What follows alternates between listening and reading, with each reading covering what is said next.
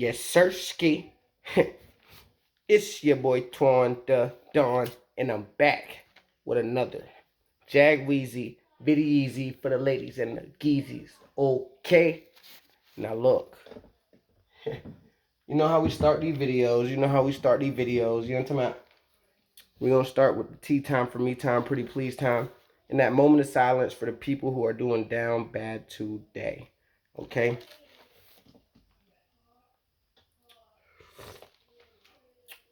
And be so good.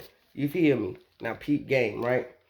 This video is gonna be the Dawn breakdown, the Twan the Dawn breakdown on the Jacksonville Jaguars versus the Kansas City Chiefs. Okay, and I thoroughly, being unbiased, always can't say I'm unbiased because, but I'm always gonna be biased no matter what people say because I'm on that team.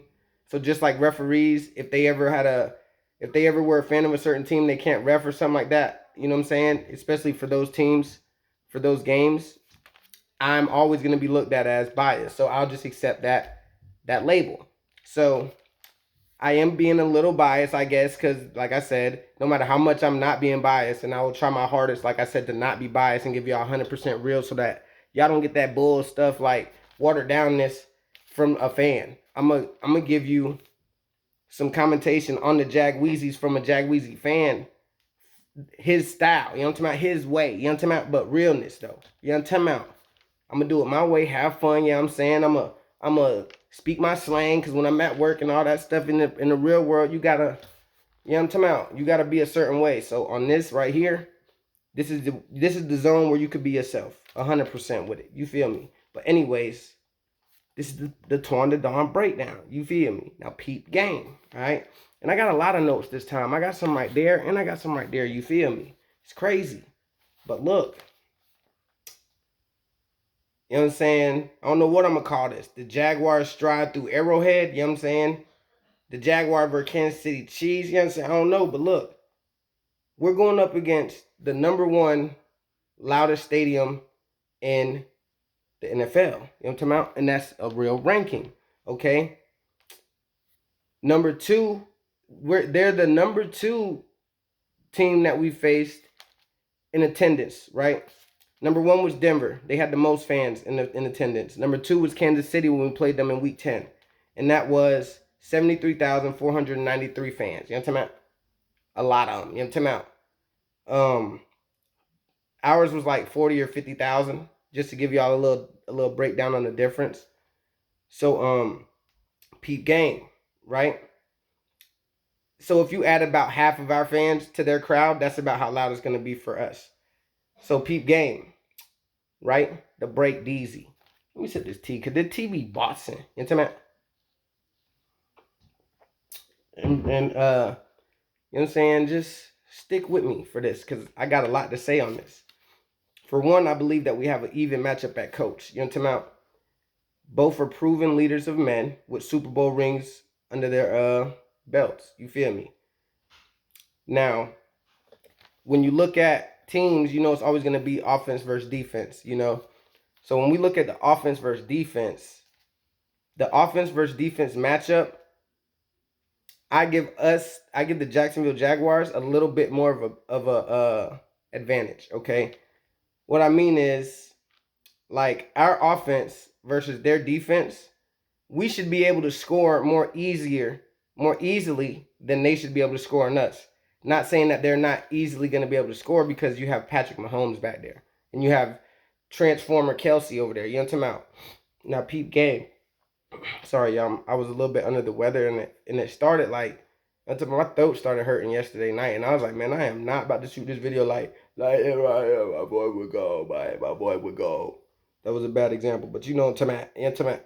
Now look, our key problems, right? Like I said, our offense versus defensive matchup, I believe that I would give the Jaguars a little bit more of a advantage, right?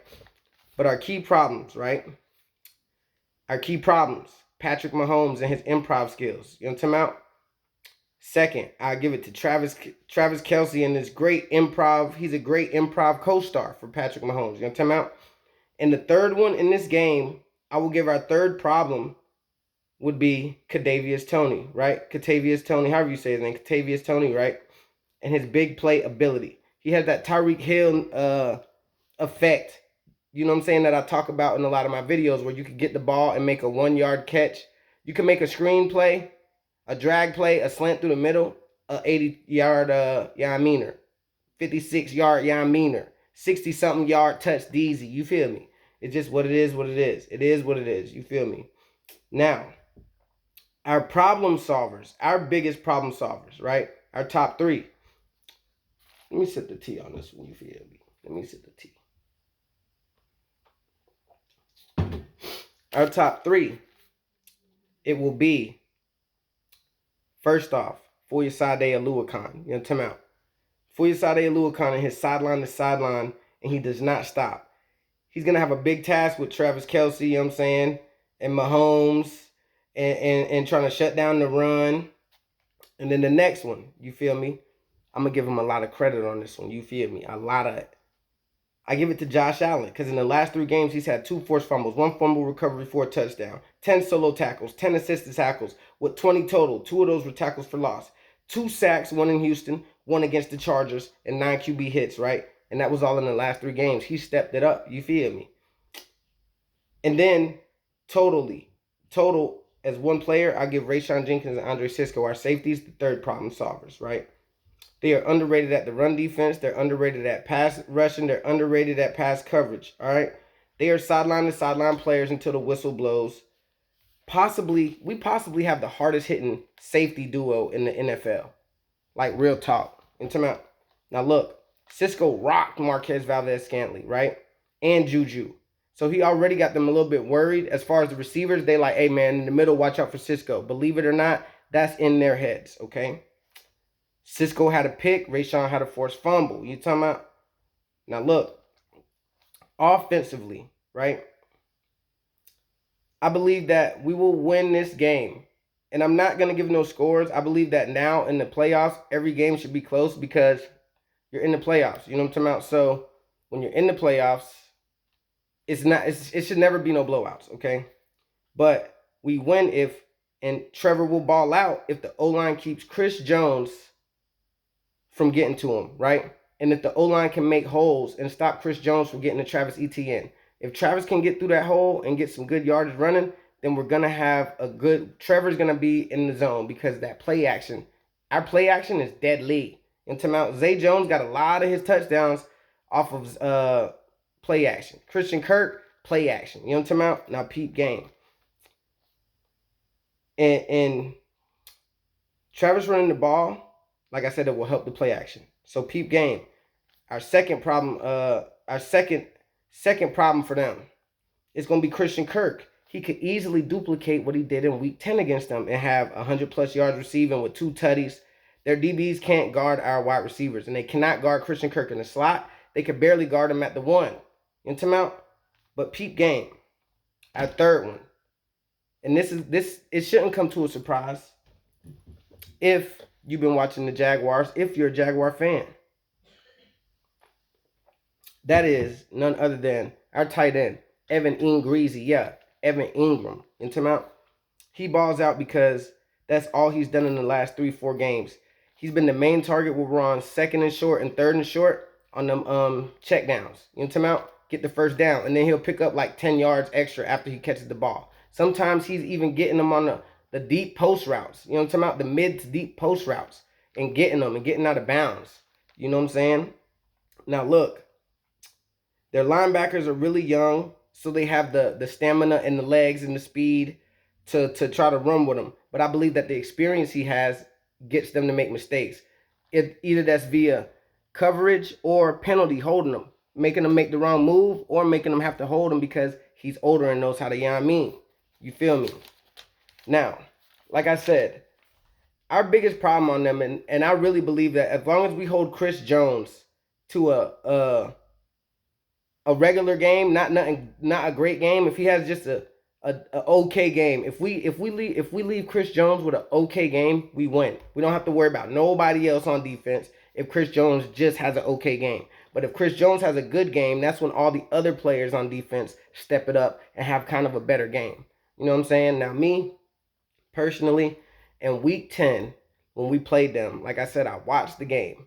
And I watched all the games this year. Like you feel me? Now look, when we played Kansas City, this is when, like I said, Trevor Lawrence was overthrowing people like 3 or 4 times a game.